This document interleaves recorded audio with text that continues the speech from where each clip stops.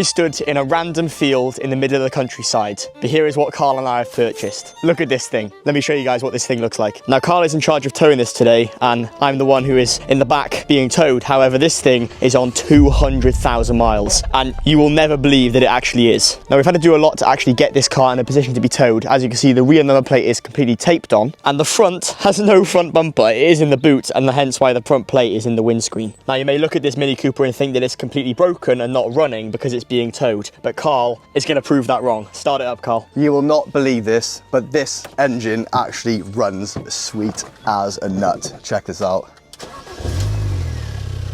200,000 miles, and it runs like it's just come out of the factory. Go on, Carl, give her a few revs.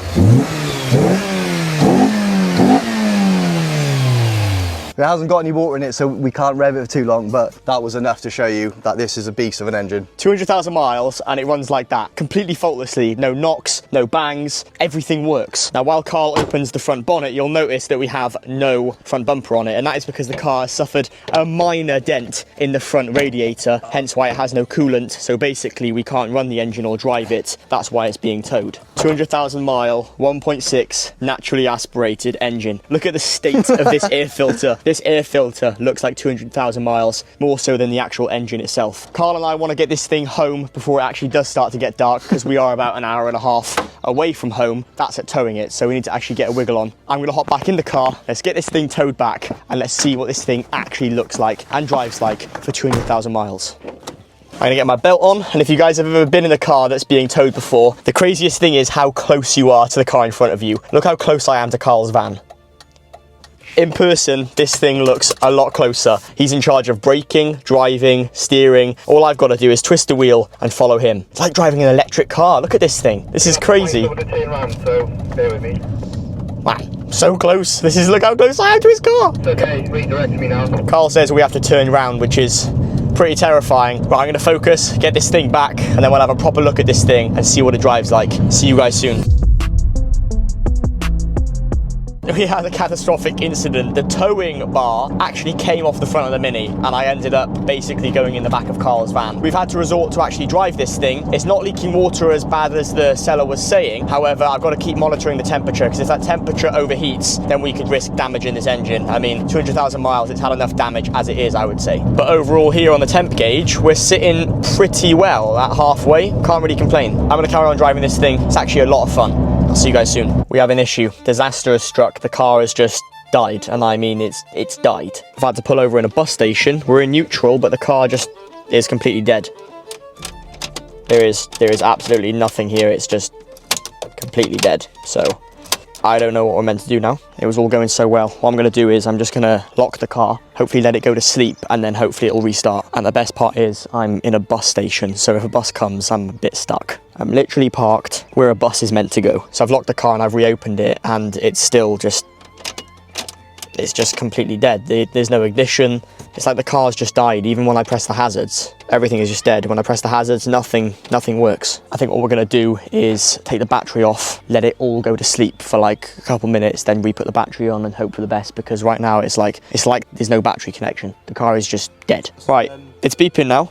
I got an adjustable spanner in the thing. Adjustable spanner? Yeah, if you want. I think it's just the case that the battery's loose. If this fixes it, that'd be amazing. Basically, these terminals are completely loose, so we need to actually retighten them. 9:30 in the evening, and we're in a bus station retightening up the battery terminals. The car just went dead. Like, I was just driving, cut out completely, tried to restart it while I was driving, wasn't having it, so I had to quickly pull into the station, otherwise I would have been stuck on the road.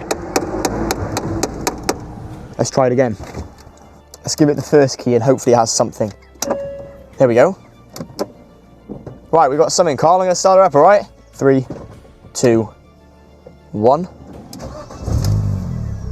Battery terminal. It was a battery terminal. Yeah, I know. I thought the car was done. I was like 200,000 miles, it's driven an hour, and I thought it was done. The battery terminal came loose. Do you know, these cars, man. Right, let's get back on the road, Carl. I cannot believe that. I thought it was finished. Loose battery terminal. Oh, I have got an oil light on now. Brilliant. We didn't have that before, so that's a new one. Right, let's get this thing back before any more disasters strike. It drives. We're in a car park, and we're going to show you exactly what we've bought and what's up with it.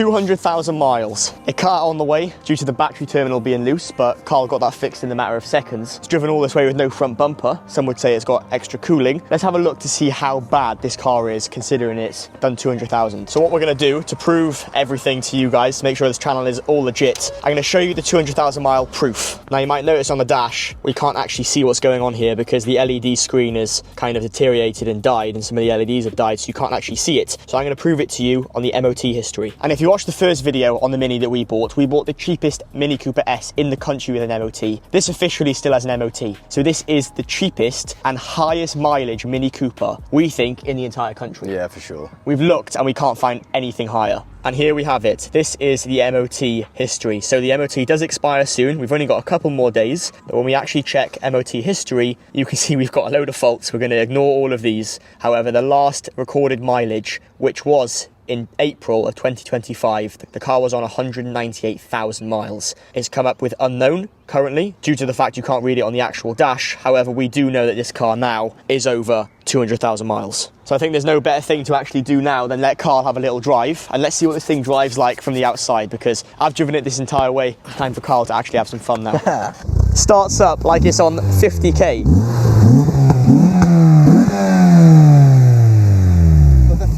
The throttle response is insane. It revs up perfectly, doesn't it? It's pretty insane. This will be the real test now. If it completely dies.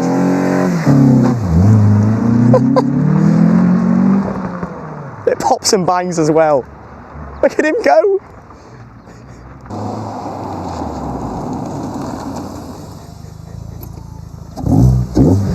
Yeah, she's fine. She had a bit of a choke up somewhere, but yeah, she's settled now. So. 200,000 miles. I literally thought I killed it on the way home. It looks battered, but what do you get for 200,000 miles and how bad is it? Well, you get a running car that works and drives, may cut out if the battery terminal comes loose, but it's so much fun. This is also what you get when you buy a car for this just price. Popped out of nowhere and then he jammed the brake pedal. It's just a fork that appeared in Carl's footwell out of nowhere. We've got so much planned for this car as well. And when I say so much planned, I mean we're going to put this thing on a dyno to see what horsepower this thing actually pushes out with 200k. We're also putting it on track to see if we can blow it up. So if you want to see those videos, now would be a brilliant time for you guys to subscribe. Yeah, it's leaking quite bad. We were told this car has a water leak and it hasn't leaked for like 50 miles, and now in the car park it's sprung a leak. Yeah, I made it leak. I'm happy about that. Is it coolant? It's just water. I'm kind of glad it leaks because the guy who sold this to us said it will like leak badly, and it's driven and hasn't leaked at all, and now it has, and we're literally home, so couldn't have happened at better timing. We need to figure out how we get these on. Little spotlights, so it's like a wrap. You done it? Yeah? Yeah, that's it.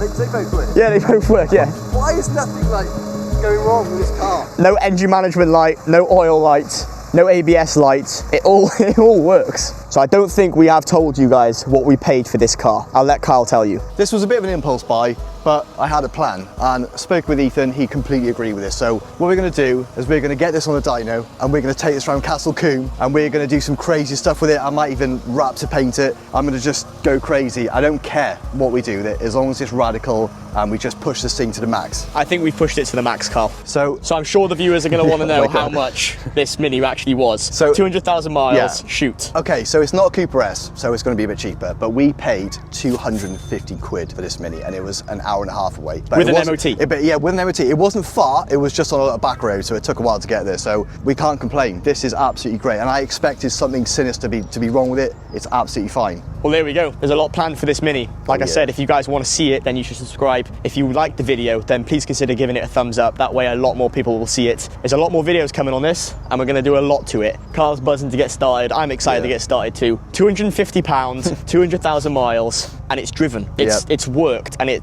cut out once due to the battery. Yeah, which it's is the second Mini that we got told that wouldn't drive home, and both of them got home. 2 Minis we've bought, both owners said wouldn't recommend driving it home. Proof's in the pudding. All right, we have a really bad leak now, so I'm going to end the video there, otherwise we're going to get home with no water. We still have a 5-minute drive. I'll catch you guys in the next video. You can like, subscribe, comment, and I'll personally answer them. Catch you guys in the next video. Bye for now. Come on, Carl, we're running out of time. We're running out of time. Where's it leaking from? That's all right, it's got water.